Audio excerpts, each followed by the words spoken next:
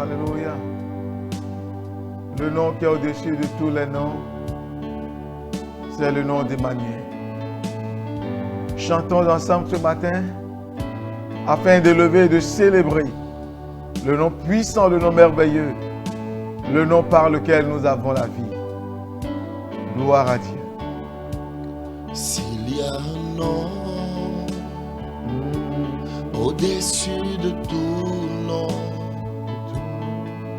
par lequel nous sommes sauvés,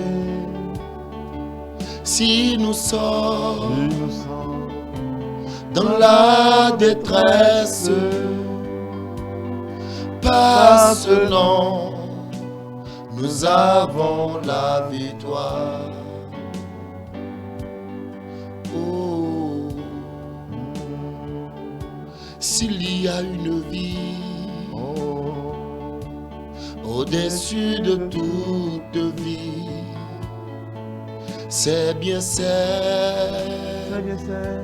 que donne Jésus. Il a dit: je suis le chemin, la vérité et la vie. Oui, Oh, chers téléspectateurs de l'émission Méditation du jour, c'est le nom d'Élohim, le beau, le merveilleux, le glorieux nom, c'est le nom de Jésus-Christ de Nazareth, le nom par lequel nous sommes sauvés, le nom par lequel nous avons la vie, le nom qui guérit, c'est le nom de l'Éternel, le nom qui transforme, le nom qui élève, le nom par lequel nous avons la vie et la vie éternelle. Ce beau nom, Ce beau nom, c'est le nom d'Élohim, merveilleux nom, Emmanuel, tout-puissant nom, c'est le nom d'Adonai, Jésus-Christ. Ce beau nom, ce beau nom, c'est le nom d'Élohim, merveilleux nom, Emmanuel, tout-puissant nom, c'est le nom de l'Éternel des armées. Alléluia. Seigneur, ce matin, Dieu vivant, Dieu puissant, nous te donnons louange et gloire.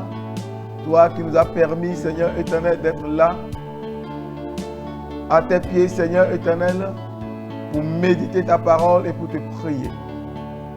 Reçois louange, reçois honneur, reçois adoration au nom puissant de Jésus-Christ de Nazareth.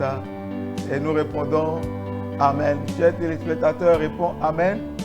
Nous sommes bénis par l'Esprit du Seigneur qui nous a permis d'être là ce matin. Et nous lirons dans les Écritures, dans le livre de Luc, Luc chapitre 12, du verset 13 au verset 21. Luc 12, 13 à 21. Quelqu'un dit à Jésus, du milieu de la foule: Maître, dis à mon frère de partager avec moi notre héritage. Jésus lui répondit: Ô homme, qui m'a établi pour être votre juge ou pour faire votre partage? Puis il leur dit: Gardez-vous avec soin de toute avarice, car la vie d'un homme ne dépend pas de ses biens, fut-il dans l'abondance. Et il leur dit cette parabole: La terre d'un homme riche avait beaucoup rapporté. Et il raisonnait en lui-même disant: Que ferai-je? Car je n'ai pas de place pour serrer ma récolte. Voici, dit-il, ce que je ferai. J'abattrai mes greniers, j'en bâtirai de plus grands, j'y amasserai toute ma récolte et tous mes biens. Et je dirai à mon âme, tu as beaucoup de biens en réserve pour plusieurs années. Repose-toi, mange, bois et réjouis-toi. Mais Dieu lui dit, insensé, cette nuit même ton âme te sera redemandée. Et ce que tu as préparé, pour qui cela sera-t-il? Il en est ainsi de celui qui amasse des trésors pour lui-même et qui n'est pas riche pour Dieu. Que le nom du Seigneur soit glorifié. Bien-aimés dans le Seigneur, nous intitulons notre méditation « Les erreurs du riche insensé ». Les erreurs du riche insensé. Dans le texte que nous venons de lire, bien-aimés, lorsque nous allons un peu en arrière, nous verrons Jésus faisant des reproches aux pharisiens, aux sadducéens, aux scribes par rapport à leur comportement, par rapport à leur vie. Aux docteurs de la loi, ceux-là qui se croyaient puissants, forts, intelligents et qui se réclamaient même de Dieu. Et chemin faisant, voilà, le Christ a parlé. Il a montré même à ses disciples comment prier et tout. Et dans la foule, sortit un homme qui alla vers Jésus pour lui poser sa situation, son problème, demandant à ce que le Christ Jésus, le Fils du Dieu vivant, puisse intervenir en sa faveur auprès de son frère qui s'était accaparé de leurs biens à tous, à savoir leur héritage. Alors que le Seigneur Jésus-Christ se préoccupait des choses du royaume, il attirait l'attention des uns et des autres sur le fait que ce monde dans lequel nous sommes n'est qu'un monde passager. Chers frères, la préoccupation de ce dernier, c'était la part de son héritage. Comme plusieurs d'entre nous aujourd'hui, comme plusieurs personnes, plusieurs frères et sœurs, la plupart des êtres humains sont concentrés sur les choses terrestres.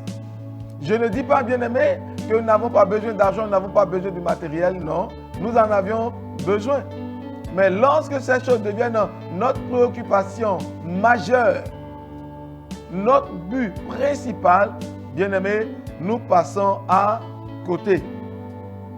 C'est ainsi que cet homme posa son problème au Seigneur qui lui dit, mais écoute mon frère, qui m'a établi juge? Qui m'a mis là, qui m'a établi notaire pour faire le partage de vos biens? Alors il leur dit, voilà, un homme riche qui avait beaucoup de terre a eu la grâce de faire une belle moisson. Et il raconta la parabole que nous venons d'écouter, la parabole du riche insensé. Ma prière ce matin, bien-aimé, c'est que toi, tu ne sois pas du nombre des riches insensés. Le problème en réalité, ce n'était pas le bien que possédait cet homme, mais c'était plutôt ses comportements. Des comportements qui aujourd'hui se remarquent un peu partout, dans l'église, dans les familles, dans la société. Pourquoi? Parce que les uns et les autres sont devenus tellement avaristes, égocentriques, orgueilleux. Tellement le monde aujourd'hui court d'après le matériel que l'amour même du prochain n'existe plus. Mais je prie ce matin, afin qu'au travers de cette série d'enseignements de méditation, le Père puisse faire tomber les écailles des yeux de quelqu'un au nom puissant de Jésus-Christ de Nazareth. Amen. Donc, bien-aimés, ce que nous allons essayer de voir, la première erreur de cet homme, bien-aimé, c'est son ingratitude. Son ingratitude. Chers frères et sœurs, c'est le Seigneur qui lui a fait grâce. C'est l'Éternel qui a permis, qui a fait en sorte que sa production puisse vraiment porter. C'est le Père qui lui a permis d'avoir une saison glorieuse, une saison merveilleuse. C'est le Père qui a permis à ce que ces champs puissent réellement porter cette année-là. Il y a plusieurs qui ont semé, mais qui malheureusement n'ont pas eu de belles ou de bonnes récoltes. Mais ce n'était pas le cas de cet homme dont nous parlons la parabole. Donc cet homme fut ingrat. L'homme n'a pas reconnu que tout ce qu'il avait lui avait été donné par le Père. Il n'a pas reconnu que c'est le Seigneur qui lui a permis de faire une belle récolte. Il devait reconnaître cela et rendre grâce à Dieu.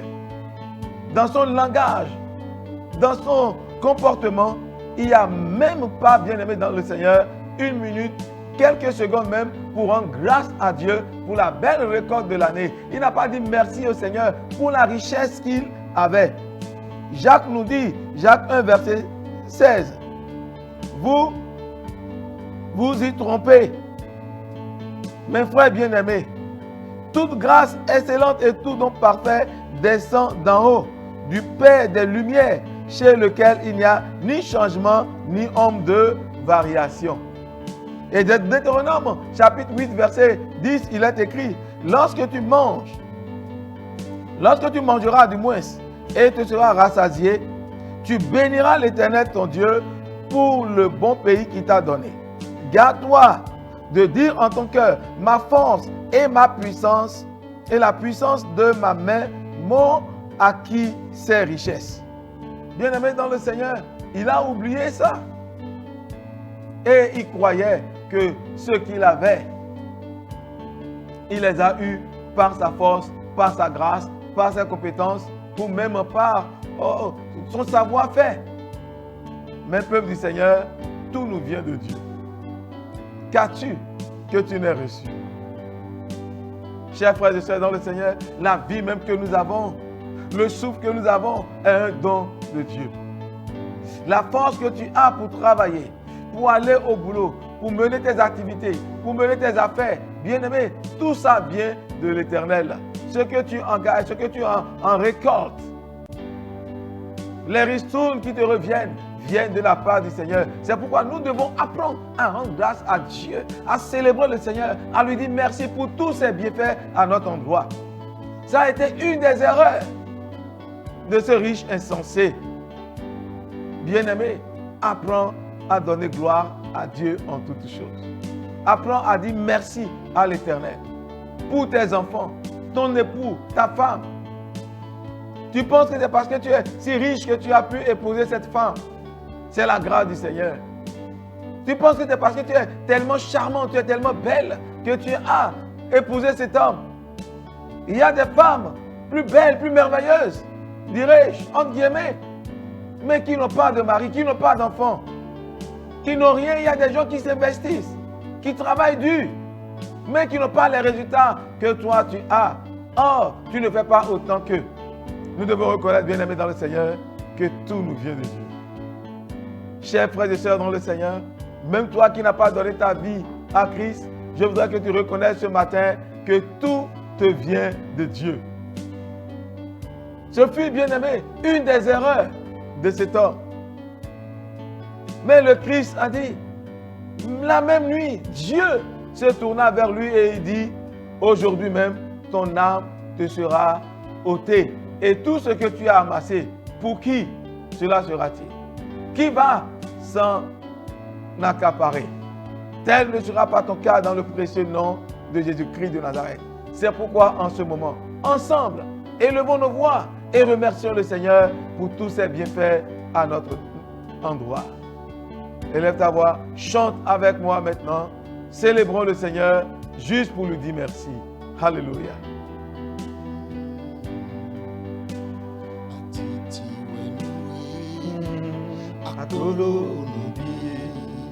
Alléluia. Atiti wenoué akolo nubiye. Atiti wenoué akolo nubiye. Adonai. Atiti wenoué akolo nubiye.